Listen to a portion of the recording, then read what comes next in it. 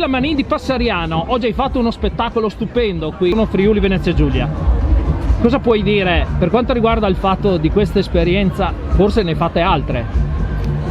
Sì, ho avuto l'onore di seguire, io sono Friuli Venezia Giulia, e rappresentare la nostra meravigliosa regione anche a Monaco, e devo dire che tutto quello che fanno è di una qualità incredibile, ma soprattutto mostrano tutte le eccellenze del nostro territorio in giro per l'Europa, per l'Italia, ma anche per il mondo, perché sono arrivati a New York e non solo, insomma stanno prendendo un po' tutto. Infatti il turismo ha un boom incredibile, che oggi è stata la prova di tutto quello che loro hanno fatto, di tutto il lavoro che sto facendo io da una vita, e sono felice, molto felice di tutto ciò.